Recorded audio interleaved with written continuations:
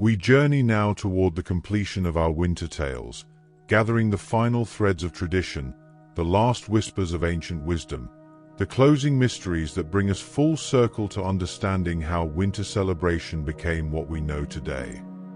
Fact 65. The Winter Solstice Stones, Ancient Alignments. Across the ancient world, people built monuments aligned to winter solstice sunrise. Stonehenge in England, Newgrange in Ireland, Mistletoe in Scotland, temples in Egypt and the Americas. These weren't accidents but deliberate engineering, moving massive stones with incredible effort to mark the year's turning point. At Mistletoe, a chambered cairn in Orkney, the setting sun on winter solstice illuminates the back wall of the tomb, light penetrating death's chamber, promising rebirth. These monuments required generations of labor, astronomical knowledge, mathematical precision, showing how seriously our ancestors took the solstice, how essential it was to mark this moment when the sun reached its lowest point and turned back toward strength. The stones weren't merely calendars but temples, sacred spaces where communities gathered to witness the astronomical event that meant survival, that assured them the sun hadn't died but only weakened temporarily. Standing inside Newgrange as the solstice sunrise beam penetrates the passage must have been a transcendent experience, the light literally bringing illumination to the tomb, death and rebirth enacted through architecture and celestial mechanics. These monuments teach that winter solstice mattered profoundly, that marking it required the best effort humans could give, that the sun's return was worth building mountains of stone to honor, that our winter celebrations rest on foundations thousands of years old, that the lights we string and candles we burn continue practices that began when our ancestors first understood the heavens' movements and built monuments to capture and honor them. Fact 66. The Holly King and Oak King, the Battle of Seasons. In Celtic tradition, the year was ruled by two kings who fought for sovereignty at the solstices. The Holly King, representing winter, darkness, and death, ruled from summer solstice to winter solstice. The Oak King, representing summer, light, and life, ruled from winter solstice to summer solstice. At each solstice, the kings would battle, the winner taking sovereignty for the next half year. At winter solstice, the Oak King defeated the Holly King, marking light's return, summer's eventual coming. But neither king died permanently. Each retreated to gather strength, knowing he'd return at the next solstice for another battle. The myth encoded seasonal understanding, that winter and summer each have their reign, that neither can be permanently vanquished, that the year cycles eternally between light and dark, growth and decay, life and death. The Holly King wasn't evil but necessary.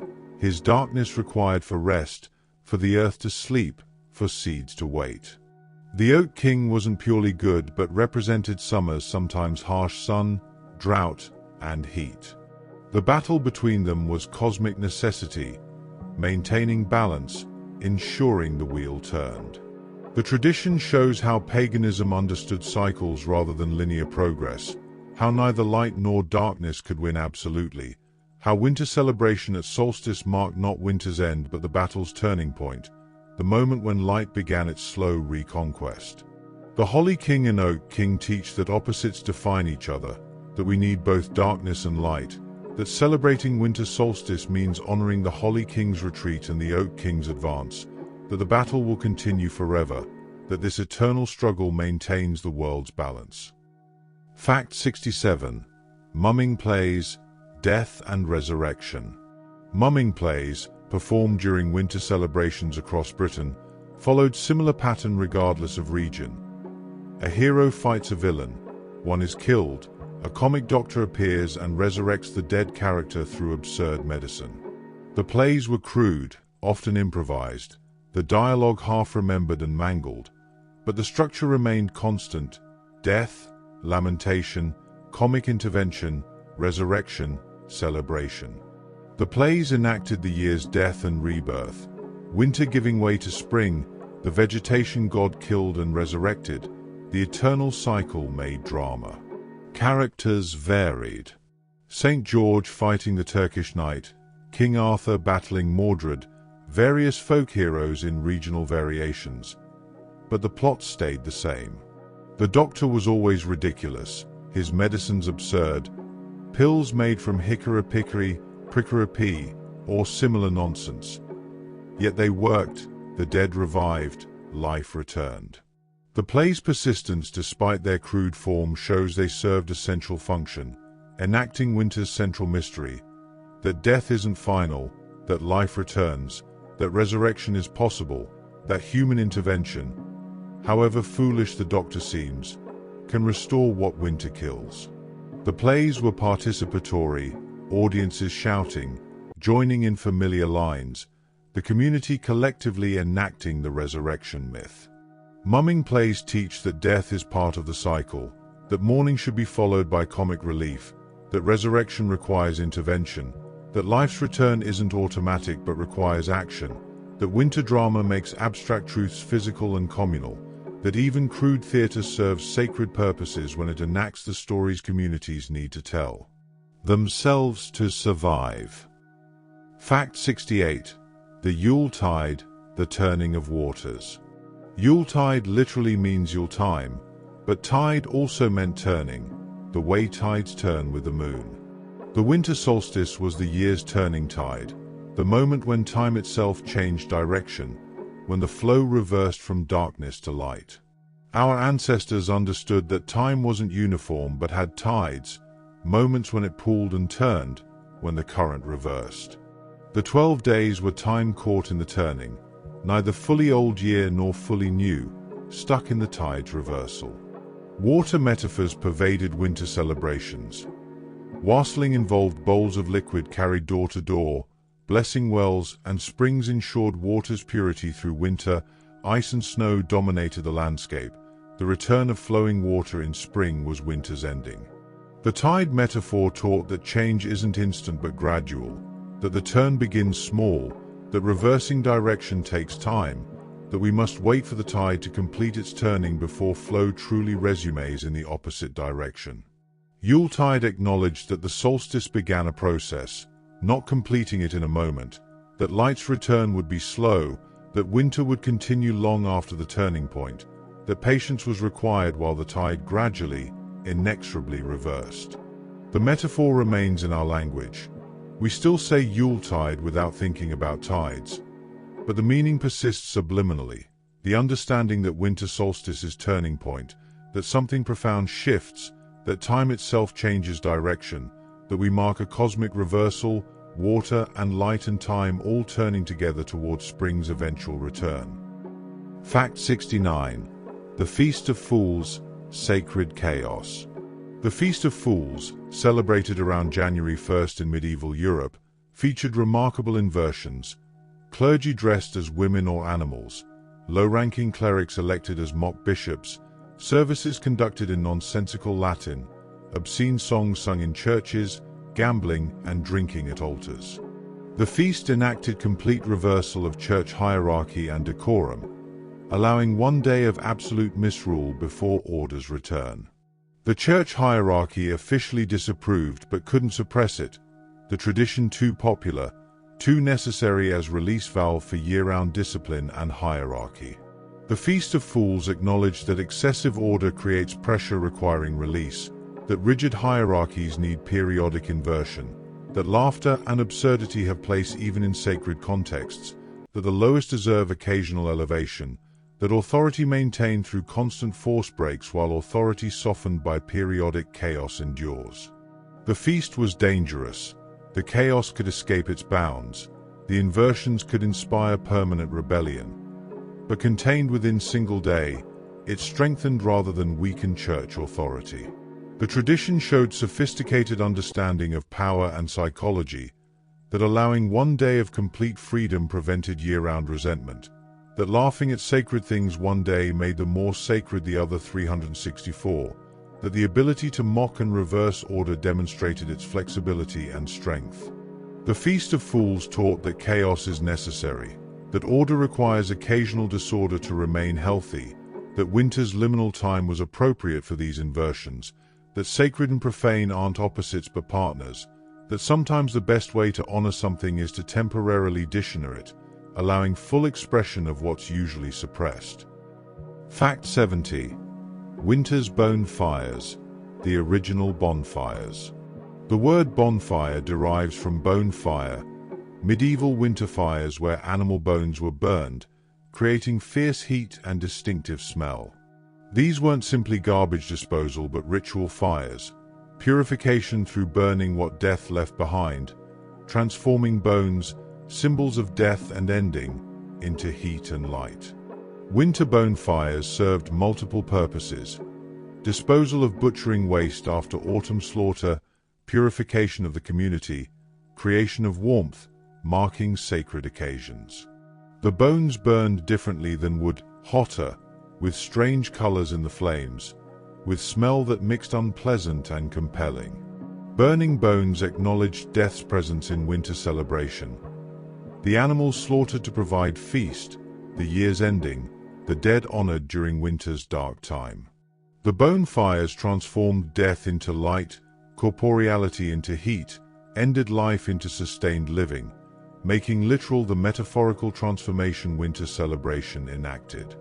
Eventually, bonfire lost its bone connection, becoming any large celebratory fire, but the origin persists in the word, remembering that our festive fires once consumed bones, that death fueled celebration, that the boundary between feast and sacrifice was thinner than modern celebration acknowledges.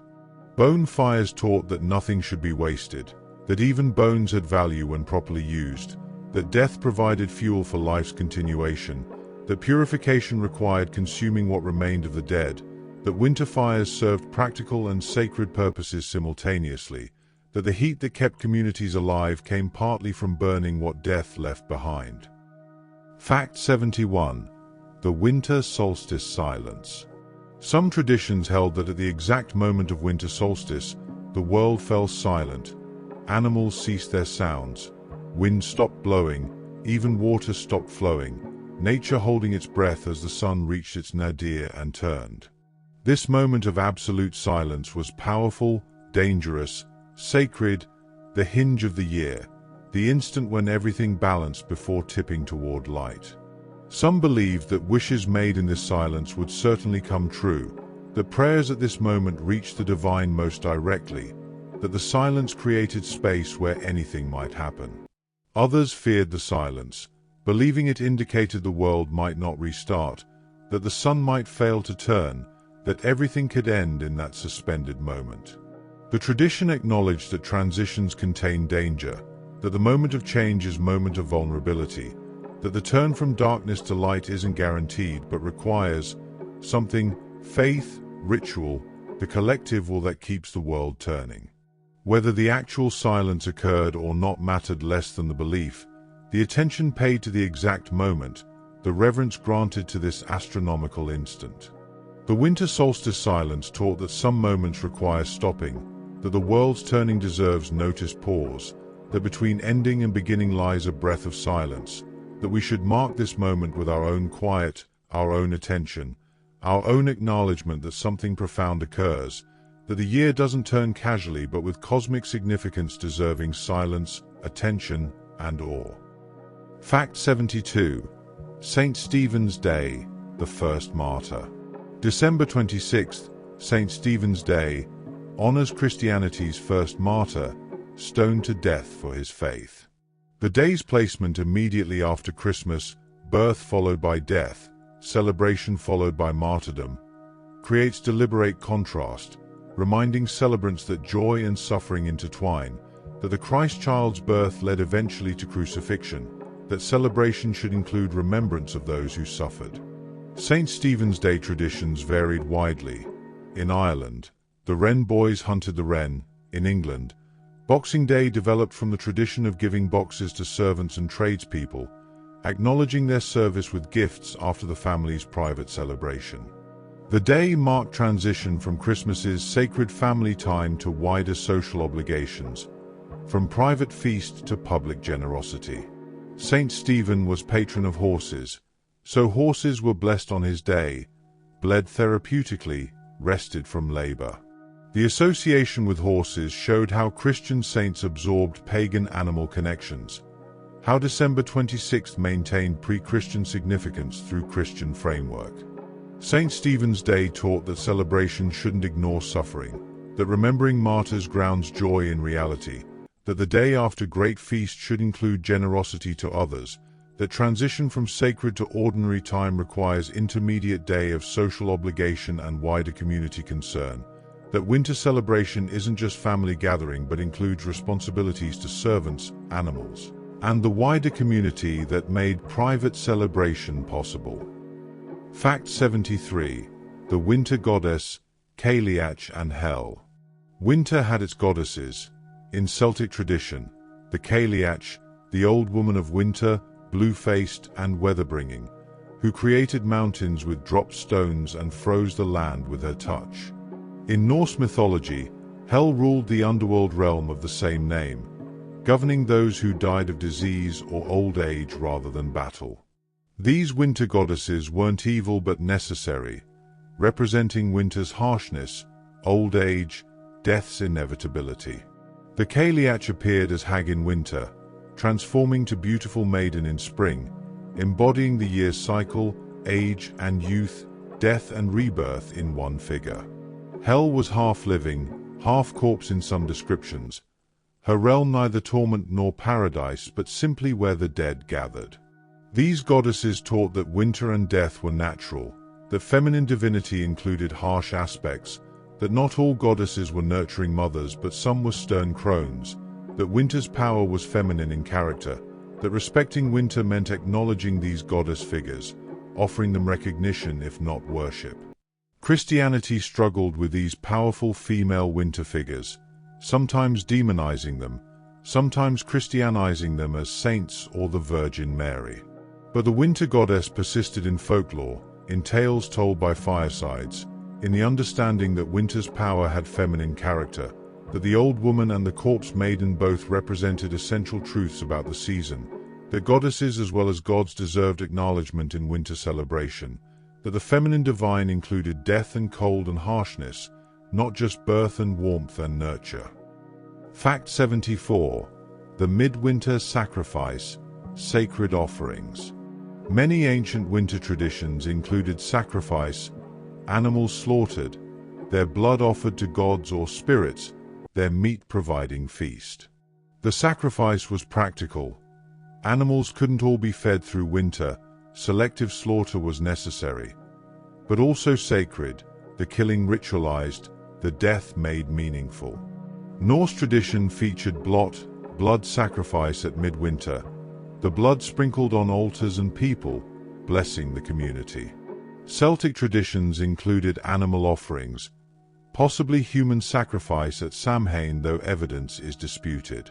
The sacrifice acknowledged that life requires death, that feast comes through killing, that winter survival meant some creatures must die so others could live.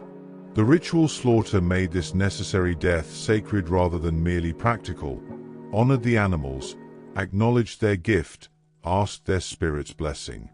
Modern Christmas feast maintains echoes, the turkey or ham, the roast beef, the meat centerpiece that was once living animal, now dead and consumed. We've largely lost the ritual acknowledgement of this killing, the sacred recognition that our feast required death, that we eat because something died. Ancient sacrifice made this explicit, forced recognition that celebration cost lives, that winter survival meant killing, that this should be acknowledged, ritualized, made sacred rather than casual. The midwinter sacrifice taught that death enables life, that we live through others' death, that this transaction deserves recognition and gratitude, that meat isn't mere commodity but gift from the killed, that winter celebration should include acknowledgement of what died to feed us, that reverence for life paradoxically requires accepting the necessity of death. Fact 75. The return of the sun, unconquered sun. Ancient Romans celebrated Dies Natalis Solis Invicti, birthday of the unconquered sun. On December 25th, honoring Sol Invictus, the sun god who couldn't be defeated even by winter's darkness. The festival celebrated the sun's survival of its weakest moment, its turn back toward strength, its unconquerable nature despite winter's assault. When Christianity designated December 25th as Christ's birth date, likely not historically accurate but symbolically chosen, they were appropriating this solar celebration, making Christ the new unconquered sun, the light that darkness cannot overcome, the divine birth at winter's darkest point.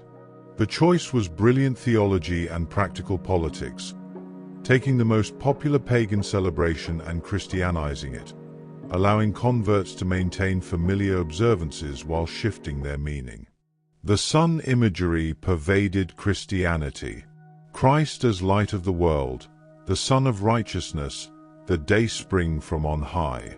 Christmas's placement at winter solstice wasn't accident but deliberate symbolic choice, claiming for Christ the solar mythology that had celebrated winter's turning for millennia. The return of the sun taught that some ideas are so powerful they transcend specific religions, that sun worship wasn't primitive superstition but recognition of literal dependence on solar light and warmth, that celebrating the sun's return made sense across religious boundaries, that Christmas absorbed and Christianized solar celebration rather than replacing it, that the lights and candles and stars of Christmas celebration continue sun worship in Christian guise, that we're still celebrating what our ancestors celebrated, the return of light, the survival of the sun, the unconquerable power that brings warmth and life and hope. Fact 76. Winter's silence and stories. Winter was storytelling season, when work paused and entertainment came from tales told by firelight. The long dark evenings required filling, and stories served, teaching, entertaining, maintaining culture, passing down wisdom and values. Winter stories were often darker than summer tales. Ghosts, hauntings, warnings, moral lessons about preparation and consequence. The fireside became theater, the storyteller holding the darkness at bay with words, creating worlds while wind howled outside. Children learned their culture's myths, values, history through winter storytelling. Adults reinforced bonds through shared narratives, laughing together, frightening together, experiencing stories communally. The stories taught practical lessons. Prepare for winter, respect the weather, help your neighbors, honor the old ways, wrapped in entertainment that made learning pleasurable. Winter storytelling created oral tradition, passed knowledge across generations before widespread literacy. The best storytellers were treasured, their presence ensuring evening entertainment, their memories holding cultural knowledge. Stories about winter creatures. Krampus, Yule cat, Wild Hunt emerged from these fireside sessions. Tales that explained winter's dangers, enforced good behavior, made harsh season more bearable through narrative structure. Winter storytelling taught that darkness requires filling with words, that community forms around shared narratives, that oral tradition preserves what writing cannot quite capture, that stories aren't luxury but necessity, that entertainment and education intertwine, that long dark nights require light made from language, that words can warm as surely as fire, that human voice telling stories is itself ritual act, pushing back silence and isolation, creating community through shared imagination. And so we rest now deep in winter's heart, surrounded by stories told across millennia, bones burning in ancient fires while the unconquered sun begins its return, while winter goddesses watch and sacrifices bless the turning year. And we understand that our modern celebrations rest on foundations of incredible depth, that every Christmas light continues sun worship, every feast echoes ancient sacrifice, every gift bringer remembers older gods, every gathering around the tree reenacts. Assembling around sacred fire, and we drift towards sleep knowing that winter celebration isn't mere tradition but necessity, not decoration but survival strategy, not nostalgia but connection to the deepest human wisdom about enduring darkness, maintaining community, celebrating light's return, honoring the eternal cycle that brings us through winter to spring, through death to rebirth, through darkness to dawn. We journey now through the final mysteries of winter, gathering the last sacred threads, the closing wisdom that brings our circle complete, understanding how winter's old magic lives still in what we do and what we remember. Fact 77. The winter fast before the feast. Before winter feasting came winter fasting. Advent's 4 weeks of preparation, abstaining from rich foods, from celebration, creating hunger that made the feast more meaningful. The fast acknowledged that celebration without preparation is hollow, that appreciation requires deprivation, that feast means more when preceded by restraint. Advent fasting varied by strictness. Some abstained from meat, some from all animal products, some from specific luxuries like wine or sweets. The fasting created collective anticipation, the whole community moving together through restraint toward release, building desire that exploded into Christmas celebration. Children counted days until Christmas, making the waiting itself ritualized, the anticipation part of the celebration.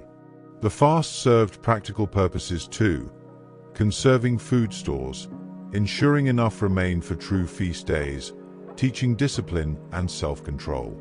But the spiritual purpose mattered more, preparing the soul through the body, making space for sacred through emptying the profane, acknowledging that receiving requires first creating receptivity. The winter fast taught that celebration requires preparation, that pleasure means more when earned through restraint, that the body and soul connect through discipline, that waiting enhances eventual receiving, that communities that fast together feast better together, that anticipation is itself form of celebration, that Christmas morning means more when preceded by weeks of preparation and restraint, that modern instant gratification loses something essential that fasting preserved, the sweetness earned through patient waiting, the feast that follows genuine hunger. Fact 78. The gift of fire, Prometheus and winter. The myth of Prometheus, who stole fire from gods and gave it to humanity, has special winter resonance. Fire, literal and metaphorical, is winter's greatest gift, the difference between survival and death. Prometheus's gift enabled human civilization, allowing cooking, warmth, light in darkness, protection from predators and cold. He was punished eternally for his generosity, chained to rock where eagle ate his regenerating liver daily, suffering for his gift-giving. The myth resonates with winter gift-bringer stories. The figure who brings essential gifts, who suffers for generosity, who bridges divine and human, who makes survival possible. Every fire lit during winter celebrations. Yule log, bonfire, candle flame, hearth fire, remembers Prometheus's gift, the stolen divine fire that belongs to humans now, that enables winter survival. Winter celebration centers on fire, light against darkness, warmth against cold, the sacred flame that must be tended, never allowed to completely die. The fire's origin in divine theft suggests that civilization itself involves transgression, that human advancement requires taking what gods guard, that progress costs suffering, that the best gifts come with price attached. Prometheus teaches that gift-giving is sacred act, worthy of sacrifice, that bringing fire, literal or metaphorical light, to those in darkness justifies suffering, that winter survival depends on gifts passed from those who have to those who need, that every fire we light remembers the first firebringer, that warmth and light we take for granted came through theft and suffering, that celebration should include gratitude for fire, for light, for the gifts that make winter survivable. Fact 79. The winter wedding, hand fasting in the dark. Winter weddings were common in agricultural societies despite seeming counterintuitive. Why marry in the dark season? But winter offered time. Work paused, families gathered, communities assembled for extended celebration. Winter weddings acknowledged that commitment should be tested in hardship, that marrying in darkness meant facing it together, that beginning marriage in winter's depth promised endurance. Some traditions featured hand fasting, Trial marriage lasting a year and a day, begun at one festival, concluded at the next, allowing couples to test compatibility before permanent commitment. Winter hand fasting meant experiencing hardship together immediately. No honeymoon period of pleasant weather and easy living, instead facing cold and darkness and confinement, discovering whether love survived winter's tests. The wedding feast used stored food, demonstrating the family's successful harvest and preparation, showing they could support new household. Winter weddings were also practical. Pregnancy begun in winter meant birth in autumn after harvest, timing children's arrival for when mothers could rest rather than work fields. Winter wedding traditions included specific elements: carrying bride over threshold to protect from ground spirits, throwing grain or nuts for fertility, jumping over broom to sweep away past, sharing bread and salt to ensure sustenance and flavor. The winter wedding taught that love requires testing, that commitment formed in hardship strengthens better than commitment formed in comfort, that beginning together in darkness means appreciating light together later, that marriage should be practical as well as romantic, that winter offers gifts, time, community, testing, that summer cannot provide. Fact 80. The memory of ice, winter's preservation.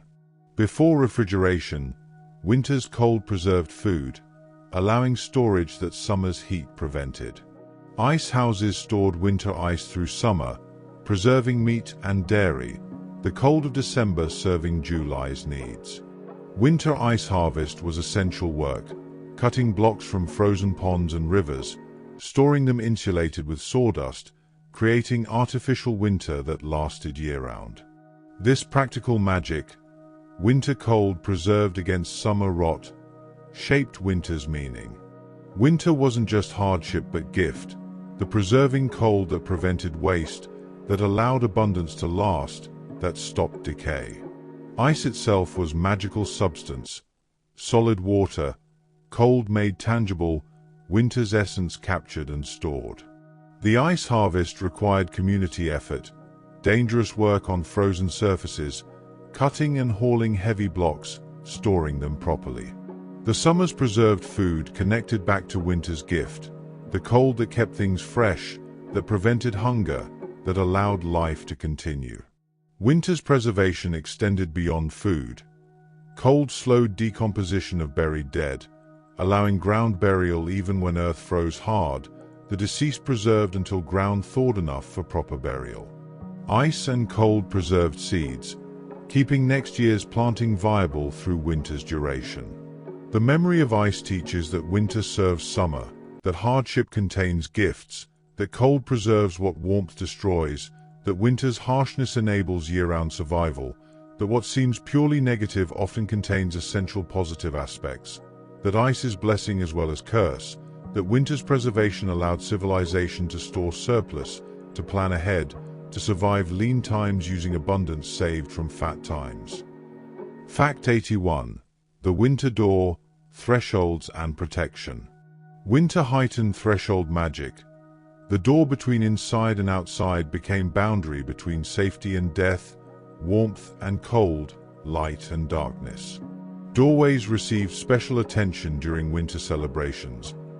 Blessed with evergreens, marked with protective symbols, adorned with wreaths that were originally protective charms more than decorations. The wreath's circular form represented eternal return, completeness, protection with no break where evil could enter. Holly wreaths combined beauty with defense. The sharp leaves deterred malevolent spirits, the red berries represented life's blood, the evergreen nature promised spring's return.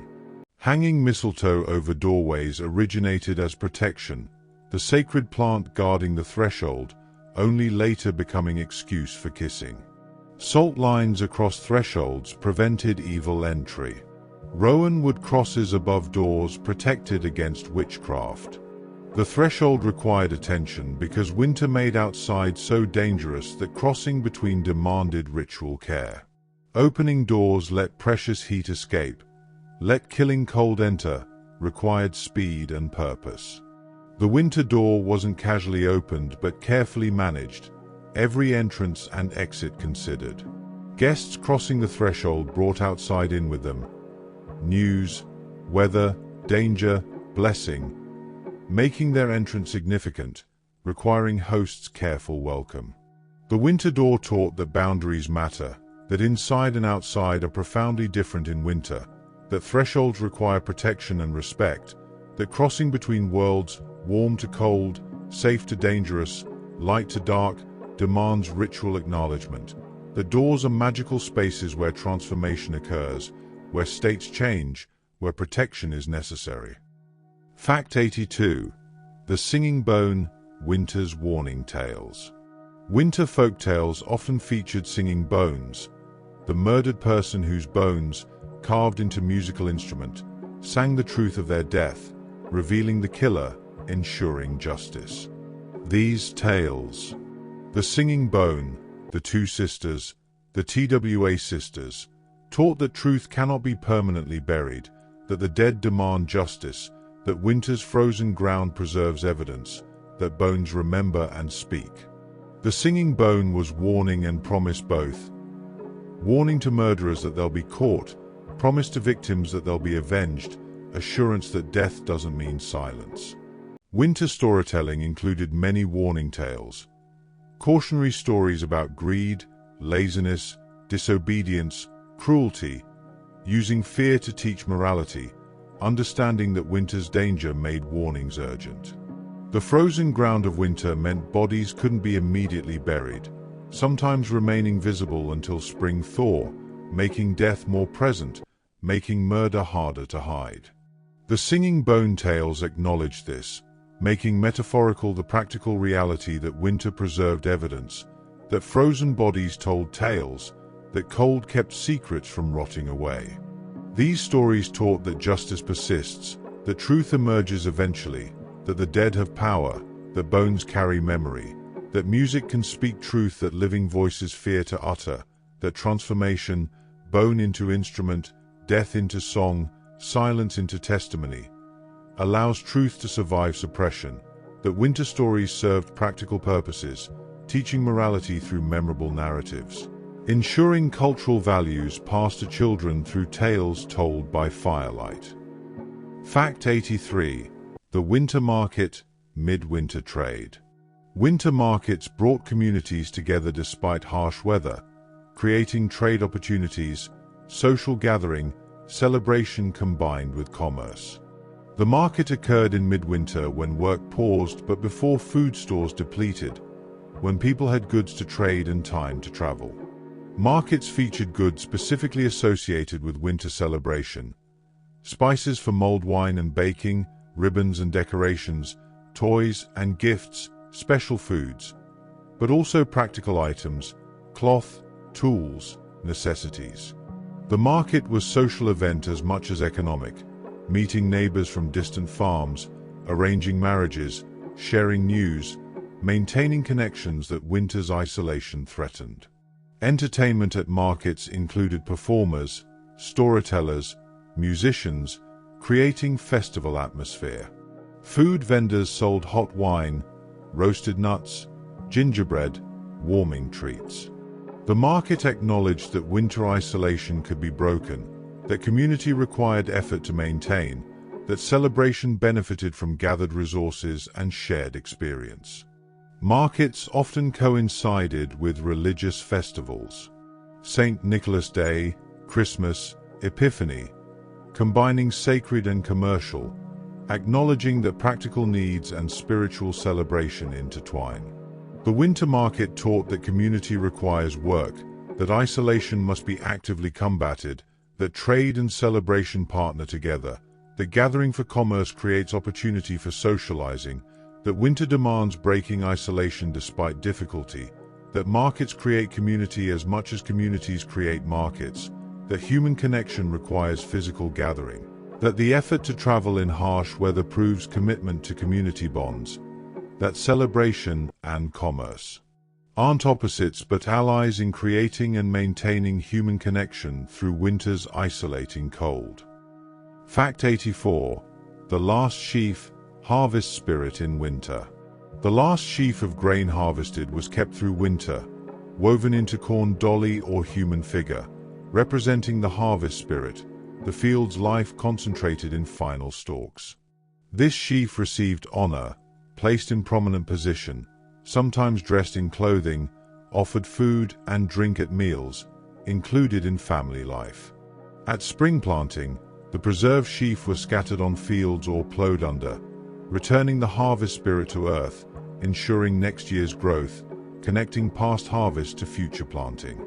The tradition acknowledged that life persists through winter, that summer's abundance must be preserved and honored, that the cycle continues, that what seems ended merely waits. Different regions had different traditions: the corn maiden, the harvest mother, the kern baby, but all recognized that the last sheaf carried special significance, held concentrated essence of all the grain, represented successful harvest, promised future fertility. Keeping the sheaf through winter meant bringing harvest's promise into celebration, acknowledging that winter feast depended on autumn harvest, that survival through dark months required honoring what summer provided. The last sheaf taught that nothing ends absolutely, that life finds ways to persist, that harvest spirit lives in stored grain, that winter honors autumn's gifts, that careful preservation enables spring's renewal, that agriculture is magical as much as practical, that treating grain as alive rather than mere commodity creates proper relationship with the earth, that harvest deserves honor lasting beyond the harvest season, that winter survival depends on autumn preparation, on preserving not just food but also the spirit that makes food grow. Fact 85. Winter's threshold people, the between ones. Winter celebrations featured people existing between categories: the poor who weren't quite outside society, the widows who weren't quite unmarried, the orphans who weren't quite alone, the elderly who weren't quite ancestors. These threshold people received special attention during winter festivals, given food, included in celebrations, offered charity that acknowledged their liminal status. They were dangerous and sacred both, existing between states, potentially able to curse or bless, requiring careful treatment. Feeding the poor during winter was practical charity and magical protection. Their blessings brought luck, their curses brought disaster, their satisfied hunger protected the community. Widows and orphans occupied uncertain social positions, neither fully part of families nor completely alone, requiring community support but also offering their own strange power, their grief and loss giving them connection to the spirit world. The elderly existed between life and death, holding knowledge but approaching their ending, deserving honor for their wisdom while inspiring fear of becoming them. Winter celebrations that included threshold people acknowledged that society contains ambiguity, that not everyone fits neat categories, that those between states require attention, that community includes everyone, that winter survival depends on mutual support, that those with least deserve most at the season when hardship tests everyone. The threshold people taught that boundaries are porous, that betweenness has power, that community obligation extends especially to the vulnerable, that winter reveals who we are by how we treat those who can't reciprocate, that celebration shouldn't exclude the marginal but should include them most thoroughly, that threshold people connect this world and next, that honoring them honors the thin places where worlds meet. Fact 86. The Winter Crown, Kingship and Sacrifice. Ancient winter festivals sometimes featured temporary kings who ruled briefly before being sacrificed, their death ensuring spring's return, their blood feeding the earth, their sovereignty ending in service to renewal. The tradition appears across cultures: the Saturnalian king, the lord of misrule, the sacrificial king whose death brought fertility. Whether literal human sacrifice occurred or whether the tradition was always symbolic remains debated, but the pattern persists: temporary elevation followed by willing or forced ending, kingship inseparable from sacrifice, power requiring ultimate price. The Winter King represented the old year dying, the harvest spirit concentrated in human form, the crop's life made flesh and blood. His sacrifice wasn't murder but necessary transaction, his death enabling life, his willing ending allowing new beginning. Modern winter traditions retain echoes. The king in the cake who rules briefly, the lord of misrule whose chaos ends with order's return, the temporary inversions that always conclude with restoration. The tradition taught that leadership requires sacrifice, that kings serve their people through death if necessary, that power isn't privilege but burden, that the highest don't escape hardship but face it most directly, that winter demands sacrifice, that renewal costs, that nothing good comes without price, that the king's crown was also sacrificial wreath, that sovereignty and service intertwine inseparably. That winter celebration includes dark wisdom about power and death and the prices paid for spring's return. Fact 87. The winter bee, sleeping life. Bees in winter cluster in their hives, vibrating to create warmth, keeping the queen alive, waiting for spring's flowers. The winter bee became symbol of hidden life, of dormancy that isn't death, of communities that survive through cooperation and patience. Medieval tradition held that bees were special. They wouldn't thrive unless told family news, unless included in household life, unless treated as near family members. When someone died, the bees must be told or they'd leave or die, breaking the human-bee bond. At Christmas, people would go to tell the bees, visiting the hives at midnight, sharing the news that Christ was born, ensuring the bees remained part of the community's celebration.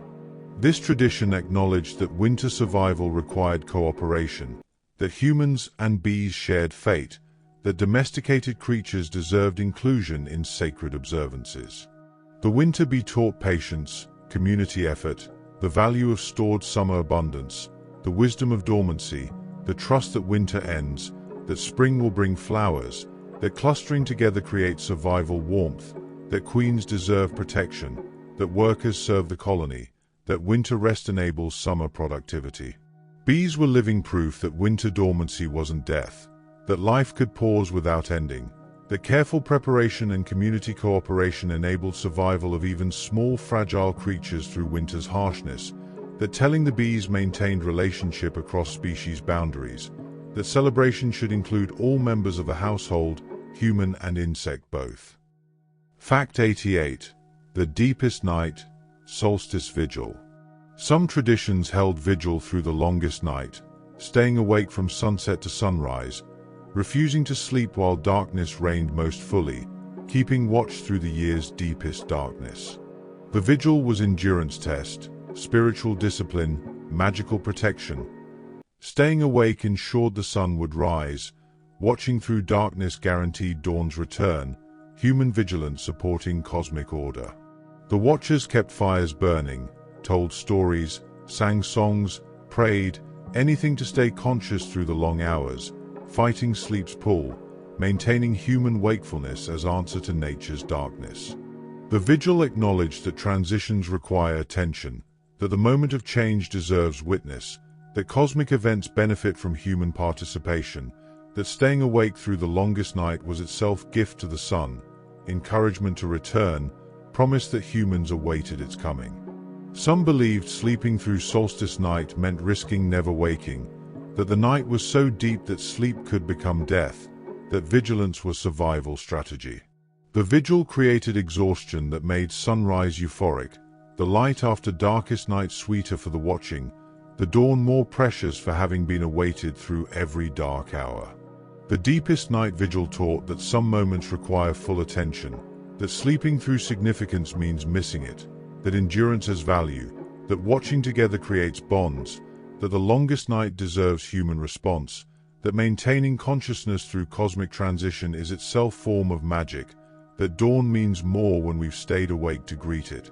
That light returns not automatically, but through cosmic forces that deserve our witness and our wondering attention.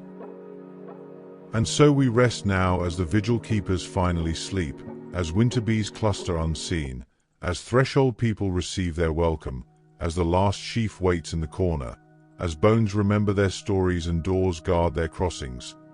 And we understand that winter wisdom runs deeper than modern celebration suggests, that every custom emerged from necessity and belief, from survival and spirit intertwined. From thousands of years of humans facing darkness and finding ways not just to endure but to celebrate, to transform hardship into feast, danger into blessing, death into promise of rebirth. And we drift towards sleep knowing we carry this wisdom still, that our winter celebrations, however changed, continue what our ancestors began, the defiant lighting of fires against darkness, the gathering together against isolation, the feasting in scarcity's face, the making of meaning from winter's harshness, the eternal human refusal to let darkness have final victory. We journey now to the final mysteries, gathering the last threads of winter wisdom, bringing our circle to completion as all circles must close, understanding how these ancient truths live still in the smallest gestures of our modern winter celebrations. Fact 89. The gift without name, anonymous giving. Many winter traditions featured anonymous gift-giving, presents left secretly, donors unknown, generosity without recognition or thanks. Saint Nicholas throwing gold through windows at night, Father Christmas arriving while children slept, presents appearing mysteriously under trees. The anonymity wasn't accidental but essential. Gift-giving that seeks recognition becomes transaction, but anonymous giving is pure generosity, expecting nothing in return, not even gratitude. The practice taught that true charity doesn't advertise itself, that the best giving happens in darkness, that winter survival often depended on mysterious assistance that preserved both givers' humility and receivers' dignity. Some traditions forbade discussing who gave what, maintaining the sacred anonymity even after the fact. Anonymous giving acknowledged that poverty was shameful in ways that receiving mysterious gifts wasn't, that charity that humiliated defeated its purpose, that winter's harshness created need that required addressing without adding burden of obligation or embarrassment. The tradition continues in secret Santa exchanges, in anonymous donations, in the pleasure of giving without credit, in teaching children that gifts can appear magically, mysteriously, given by forces unseen and unnamed. The gift without name teaches that generosity should be selfless, that giving purely for giving's sake creates different joy than giving for recognition, that anonymity protects both giver and receiver, that winter mysteries include mysterious generosity, that the best gifts arrive unexpected from unknown sources, that something sacred lives in giving that expects no thanks, no acknowledgement, no return. Just the pure act of providing what's needed to those who need it. Fact 90. Winter's music, the silence between notes. Winter music wasn't continuous but punctuated silence. The carol sung then quiet, the wassail song then listening, the bell rung then its echo fading. The silence between sounds mattered as much as sound itself, creating rhythm, allowing music to breathe, acknowledging that winter is fundamentally silent. Snow falling soundless, nights deeply quiet, the earth wrapped in hush. Winter music had to honor this silence, emerge from it and return to it, not fighting winter's quiet but working with it. Church bells ringing across snowy landscapes, their sound carrying farther in cold air, creating islands of sound in vast silence. Carols sung door to door, brief performances in the encompassing quiet of winter nights. The music marked time, broke isolation, created community through shared sound, but always acknowledged the silence it temporarily interrupted. Winter music was often simple, single voice, few instruments, unaccompanied singing. Because winter stripped away excess, reduced to essentials, demanded clarity over complexity. The tradition taught that silence has value, that music emerges from quiet and returns to it, that winter sound means more because silence surrounds it, that the pauses matter as much as the notes, that community forms around shared listening as much as shared singing, that winter teaches patience, the waiting between sounds, the trust that silence will be broken, that music will return. That human voice and human-made sound pushed back against winter's overwhelming quiet, creating temporary warmth, brief community, moments of shared beauty before silence reclaims the frozen world. Fact 91. The winter garden, seeds in darkness. Winter gardens existed underground, bulbs planted in autumn, sleeping through cold, waiting for spring's signal. Root vegetables stored in cellars, seed collections preserved for planting, dormant perennials resting beneath snow. The winter garden wasn't visible but profoundly real, life waiting in darkness, potential stored against future need. Gardeners would visit their stores, checking bulbs for rot, testing seeds for viability, tending the invisible garden that would emerge when warmth returned. Some traditions included blessing winter gardens, sprinkling holy water on stored seeds, praying over planted bulbs, acknowledging that winter care determines summer abundance. The winter garden taught faith, belief in unseen life, trust that what seems dead merely sleeps, confidence that spring will wake what winter holds. Bulbs planted in faith, not seeing results, trusting the process, believing in transformation that takes months to manifest. The practice connected to larger winter wisdom, that darkness holds potential, that sleeping isn't dying, that patience allows transformation, that what seems ended often merely waits, that proper storage and care through winter determines summer success. The winter garden was promise made tangible, future planned and prepared for, the refusal to see winter as ending but as pause, as necessary dormancy, as time when growth happens invisibly, beneath surface, in darkness, slowly, requiring faith more than sight, trust more than evidence, patience more than immediate gratification. Fact 92. The Memory Feast, Eating the Past. Winter feasts deliberately included dishes made from recipes passed down through generations, foods that tasted of memory, of ancestors, of tradition maintained across time. Grandmother's special cookies, great-grandfather's wassail recipe, the cake made exactly as it had been made for centuries, maintaining connection to the dead through taste, through smell, through the physical experience of eating what they ate. The memory feast wasn't nostalgia but communion with ancestors, acknowledging that the dead participate in winter celebration, that they remain part of the family, that food connects across the boundary between living and dead. Some traditions set places for deceased family members, served them portions, acknowledged their presence. Others made favorite dishes of the recently dead, honoring their memory through continuation of their recipes. The practice taught that death doesn't sever all bonds, that taste memories persist powerfully, that cooking traditional foods maintains connection across generations, that recipes are inheritance as valuable as property, that the dead live on through what they taught the living to make. Winter's close connection to death, the season when more people died, when spirits were closest, when boundaries thinned, made memory feasts appropriate, the eating of familiar foods becoming ritual of remembrance, acknowledgement that the family extends beyond the living, that winter gathering includes those who've passed, that sharing food bridges worlds, that continuing traditional recipes honors those who originated them, maintaining their presence through faithful repetition of their culinary knowledge. Fact 93. The Winter Prophet, Dreams and Visions. Winter was prophetic season, when dreams carried special meaning, when visions revealed futures, when the thin veil allowed glimpses of what would come. The long dark nights, the enforced stillness, the separation from ordinary work created conditions for prophecy, for looking forward, for seeing beyond present into potential futures. Particular nights were especially prophetic: solstice night, the 12 nights of Christmas, Epiphany Eve, when dreams showed the dreamer their coming year, their fate, their fortune or misfortune.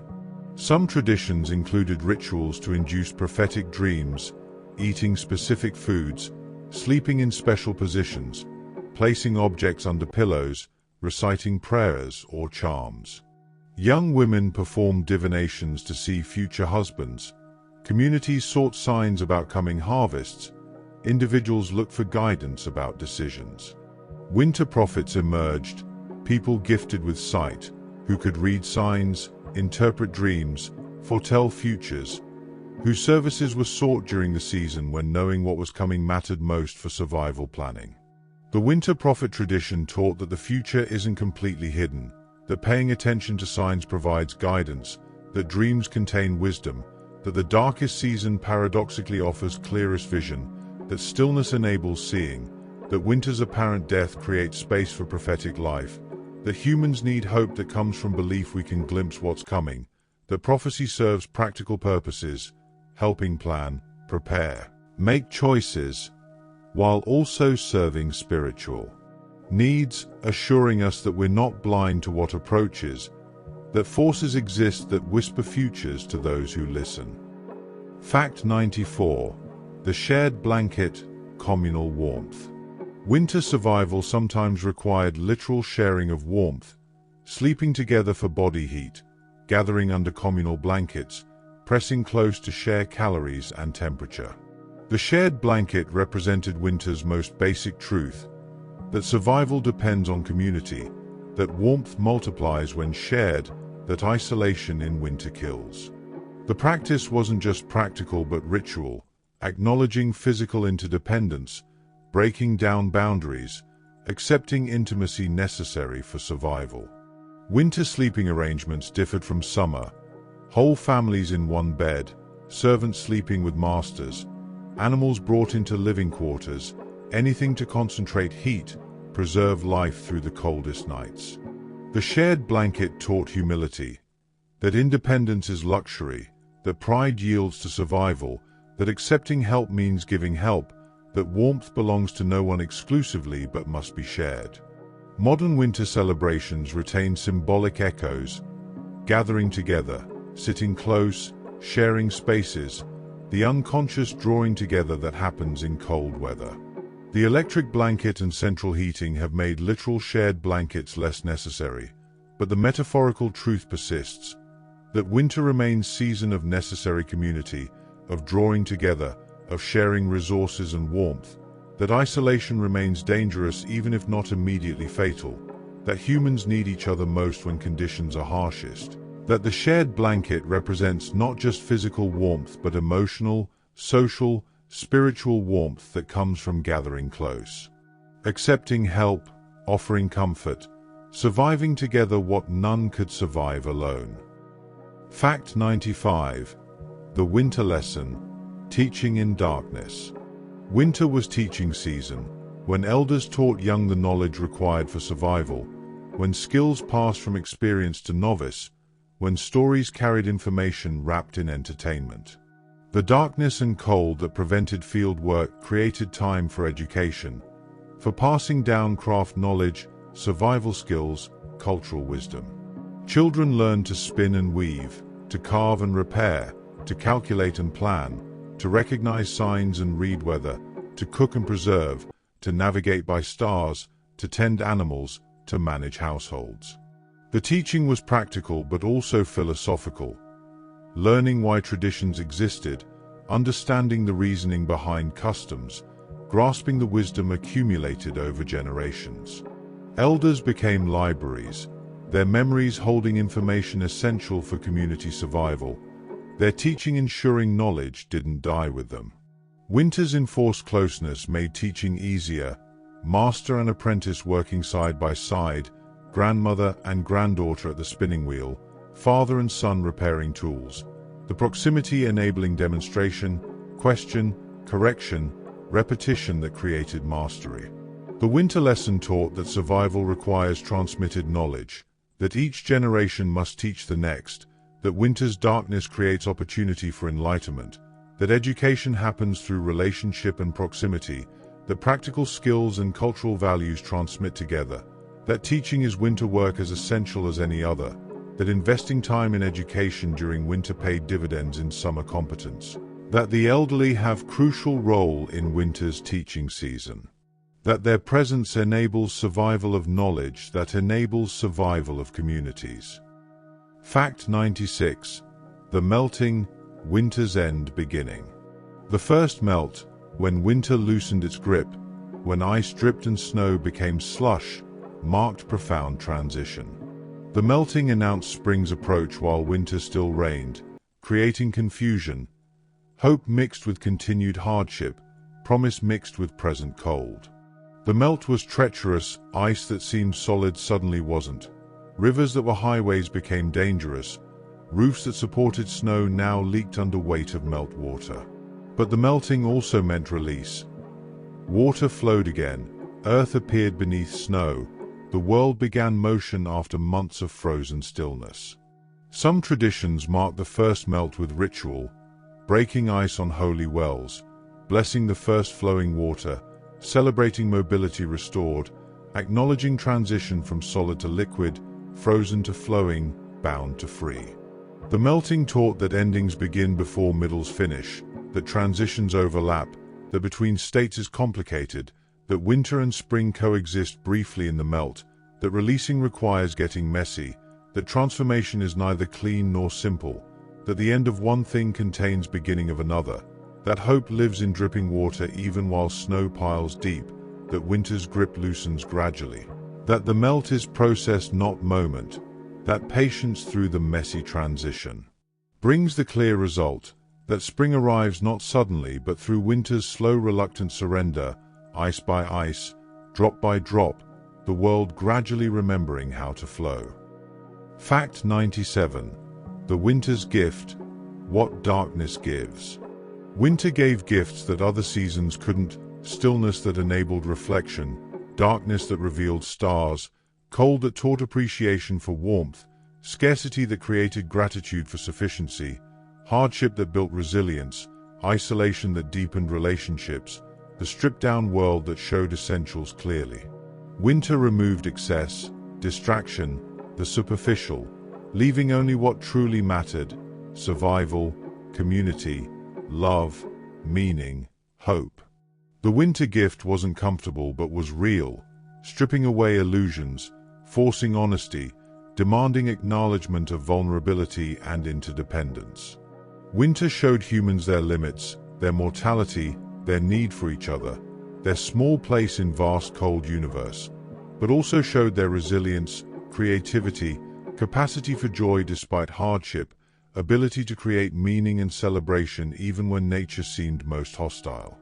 The winter's gift was wisdom earned through suffering, appreciation earned through deprivation, community forged through shared struggle, the understanding that darkness and light define each other, that without winter there's no spring, without cold no appreciation for warmth, without hardship no gratitude for ease.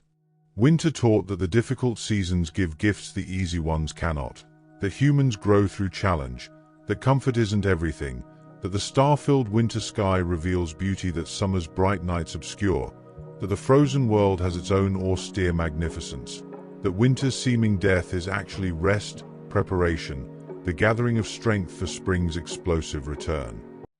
Fact 98. The kept promise, spring's certainty. Every winter celebration contained implicit promise that spring would return, that light would win, that warmth would come again, that death was temporary, that renewal was certain. The promise lived in evergreen boughs, in returning sun, in seeds saved and bulbs planted, in celebrations that refused to surrender to despair, in community maintained despite isolation's pull, in fires lit against darkness, in feasts shared despite scarcity. The promise acknowledged that present hardship was temporary, that the wheel would turn, that winter always yielded eventually to spring, that this had happened every year throughout human history, that nature kept its promises, that the cycle was reliable. Winter celebration was act of faith in this promise, the assertion that despite present darkness and cold, light and warmth would return, that maintaining hope through winter was rewarded when spring arrived on schedule, keeping the promise made at solstice, fulfilling the hope sustained through the dark, cold months. The kept promise taught that trust is rewarded, that nature is reliable, that cycles continue, that what seems ended always returns in new form, that winter and spring are partners not enemies, that darkness enables light's appreciation, that every winter celebration is really spring celebration displaced, the honoring of what's coming while still enduring what is, the faith that enables survival through hardship because we trust, deeply and anciently, that hardship ends, that the promise will be kept as it always has been, that spring will come again, that winter's darkness always, always yields to spring's returning light. Fact 99. The circle closes, return and renewal. Winter celebration is circular, ending where it begins, the wheel turning full circle, the year dying and being born, the cycle completing and starting again. The celebrations begin as light weakens, moving through solstice's darkness to gradual return, through 12 days of liminal time to ordinary time's resumption, the whole pattern then waiting to repeat next year. The circle has no true beginning or ending, each winter emerging from last winter, each celebration remembering previous celebrations, each generation passing traditions to the next, creating continuity that stretches back thousands of years, forward into futures we won't see. The circle closes and opens simultaneously, completion and beginning indistinguishable, the ending that's really starting, the death that's really birth, the winter that contains spring. The circular nature teaches that nothing truly ends, that everything returns in new form, that the wheel turns eternally, that humans participate in cycles larger than individual lives, that winter celebration connects us to ancestors who celebrated before us and descendants who'll celebrate after, that we're part of an unbroken chain of humans gathering in darkness, lighting fires, sharing food, telling stories, maintaining hope, keeping community alive through winter's trial, performing the ancient essential work of remaining human, remaining connected, remaining hopeful despite the cold and dark, the work of celebration that makes survival worthwhile, that transforms mere survival into life worth living, that asserts meaning in the face of a universe that seems indifferent to human warmth and light and hope. Fact 100. The eternal return. Why we celebrate still. We celebrate winter still, though central heating warms our homes, though electric lights banish darkness, though supermarkets stock every food year-round, though we've conquered the practical challenges that made winter deadly to our ancestors. We celebrate because something deeper than practical need draws us to gather in darkness, to light candles, to exchange gifts, to feast and sing and tell stories. We celebrate because we remain human, still need meaning and connection and beauty, still require ritual marking of time's passage, still benefit from gathering together, from acknowledging cycles, from creating light in darkness, from asserting joy despite the world's indifference. We celebrate because winter still teaches its lessons, about impermanence and renewal, about darkness and light, about isolation and community, about mortality and hope. We celebrate because the ancient wisdom remains true, that humans need celebration to survive, not just physically but spiritually, emotionally, socially. We celebrate because winter celebration connects us across time to everyone who ever gathered in winter darkness, who ever lit a fire against the cold, who ever maintained hope through hardship, who ever insisted that humans could create meaning, warmth, light, joy in a universe that provided none of these things automatically. We celebrate because winter celebration is what humans do, have always done, will always do, the eternal return of light after darkness, spring after winter, hope after despair, the promise kept, the circle closed, the wheel turned, the celebration continuing, generation after generation, year after year, winter after winter, gathering together in the dark, making light, sharing warmth, keeping the ancient promises alive, celebrating the eternal return of light and hope and love and community. Celebrating winter and through winter celebrating life itself, the eternal human yes to existence despite everything, the defiant joy that lights candles in darkness and calls it celebration, that gathers in the cold and calls it home, that faces winter and calls it holy, that lives and loves and hopes and celebrates, now and always, world without end. And so we rest now at the end that is beginning, the 100th fact that returns to the first, the completion that prepares for renewal, understanding that winter celebration is gift our ancestors gave us, that we give to our descendants, that we give to ourselves each year when we light the candles, hang the evergreens, exchange the gifts, share the feast, sing the songs, tell the stories, gather together in winter's darkness and create light. Create warmth, create meaning, create community. Create celebration, keeping alive the ancient essential human magic of making winter not just survivable but beautiful, not just endurable but meaningful, not just gotten through but celebrated, honored, loved for what it teaches, what it gives, what it takes away and what it returns. The winter that makes spring possible, the darkness that makes light precious, the cold that makes warmth dear, the hardship that makes celebration necessary and sweet and profound and eternal. Softest whisper. And now we sleep, held by winter's wisdom, warmed by winter's fires, blessed by winter's gifts, connected to all who ever celebrated winter, to all who ever survived darkness, to all who ever kept the promise, maintained the hope, lit the candles, shared the feast. We sleep in winter's embrace, in celebration's peace, in the eternal circle of return and renewal, darkness and light, winter and spring, sleep and waking. We sleep and dream of spring. Knowing winter keeps us safe. Knowing celebration sustains us. Knowing the circle turns. Knowing the promise holds. Knowing we are home, in winter's holy darkness, safe, warm, together, home.